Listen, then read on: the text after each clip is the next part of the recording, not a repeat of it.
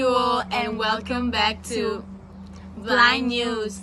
So Benny, lately smoking has become not only a vice but also a trend among teenagers. That's true, Sophie. Because of the use of normal cigarettes, many people become addicted in very little time, and the more they continue doing it, the more it will become hard to quit smoking. Also, in the last years, the percentage of deaths caused by smoke has increased, hasn't it? Indeed, heart attack is mainly caused by smoking, both in women and men. We also have to say that some companies are taking some initiatives. Yeah, for example, the Philip Morris International, that is one of the biggest tobacco companies in the world, is trying to find new profit from nicotine because many people are quitting smoking.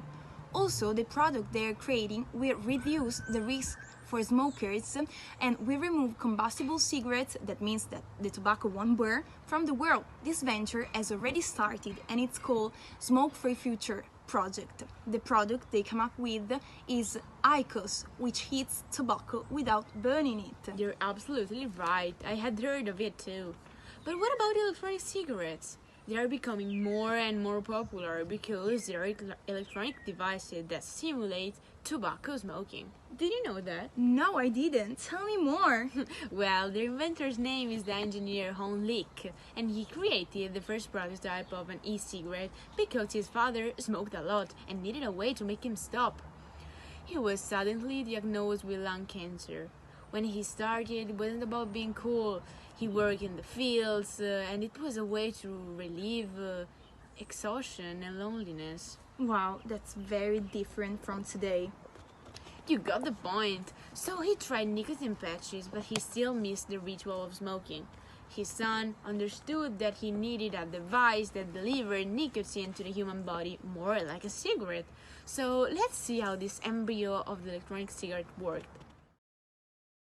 Honlik used to experiment it in 2003, and it would become the inspiration for all future e-cigarettes. It worked like this. A battery heats up a metal coil, which in turn vaporizes the e-liquid, a mixture of nicotine and flavorings. The vapor is what the user inhales. You have to press a button and puff on the electronic cigarette once. Vaping offered a sensation similar to smoking but without the thousands of chemicals found in cigarette smoke, while e-liquids mostly contain water and assorting flavorings. So basically there are two ways of seeing it. It's not completely safe but much less harmful compared to smoking. You're right, so let's go deeper to find out what type of information our colleagues have collected in the last few days while interviewing common people. In these interviews, we'll talk about the spreading of e-cigarettes among teenagers, the consequences of smoking, and the main difference between traditional cigarettes and the electronic ones. So here we are in the center of Spinel to ask people about their experience with cigarettes and e-cigarettes. Hi, can you come here for a sec with me? So, how old are you? I'm 23. And do you know IQOS? If I'm not wrong, IQOS is an e-cigarette that heats tobacco instead of burning it. Also, I know that this cigarette has been designed and invented by Philip Morris, one of the biggest tobacco company in the world. For people who don't know this company, it's the same that owns the two main brands of cigarettes in the world, Marlboro and Chesterfield. So you're telling me that tobacco company has invented a product that may help people quit smoking, right? I think that's strange too, but I think the answer lies in the key ingredient of both products, nicotine. Creating an intense addiction, the nicotine contained in the IQOS brings vapors back to the shop, creating a constant profit for the company. Also, I recently read on the internet that a lot of tobacco companies, not just the Philip Morris Incorporation, have been buying e-cigarettes and e-cigarettes brands. This supports my hypothesis. Tobacco companies are just looking for another way to make money. Thank you! Let's see. Are you a smoker? Yes, I am. Come here for a sec with me. So, how old are you and how long have you been smoking? I'm 16 and I started smoking when I was 14. Are you aware that e-cigarettes contain nicotine? No, I didn't know it until now, and I also think most of my friends aren't aware of this. I decided to start smoking e-cigarettes because I thought it didn't contain nicotine. So, my question is, so are teenagers really sure and aware of what they're doing, or do they just do it because it's cool? No, almost all the teenagers don't know the real dangers of it, and they use them because they don't know it contains nicotine, and they think it's cool. Thank you. So let's find someone else. Hey guys, are you smokers? Yes, we are. So come with me, I'll ask you some questions.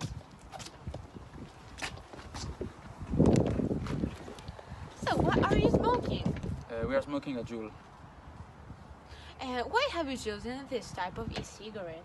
because it helped us to quit our worst habit. But first, I inquired about it, and because you have to know exactly what you are smoking. It was built by two students, James and Aidan, who simply wanted to quit smoking. They spent a lot of time at night improving the device and the e-liquid formula. The liquids used up to that point contained a very low amount of nicotine because it's harsh on the throat, so they increased the concentration of it. You were getting some nicotine, but not in the same manner as smoking a cigarette. Combustible cigarettes delivered a supercharged dose of nicotine to the brain, while e-liquids at the time offered only a steady low dose. James and Aidan figured out a more effective way to deliver it.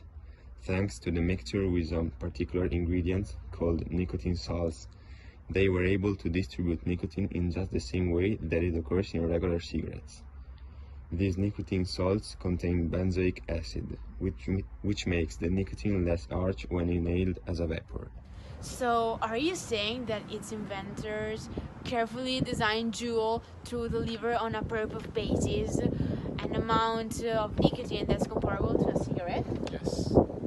It's also designed to make a complete substitute for smoking, so it had to hit these key elements: the amount of nicotine, the rate of nicotine, and even the sound it makes. They just made a better mousetrap. They made it simple and satisfying. They started with 4 carefully curated flavors in colorful pods. One of them is the equivalent of a pack of cigarettes, and in 2015 the Juul was ready to launch. They even created an advertising campaign with a pop-up store in the Hamptons, and an ad in Vice magazine and a billboard in Times Square. They made ads with the exact same images that the cigarette companies used and had been forbidden, and bright colors and young people. The campaigns were soon all over social media. They had also teenagers on their Instagram account using Juul. They were glamorous, attractive, and having fun with each other, and the Juul was an integral part of all of that.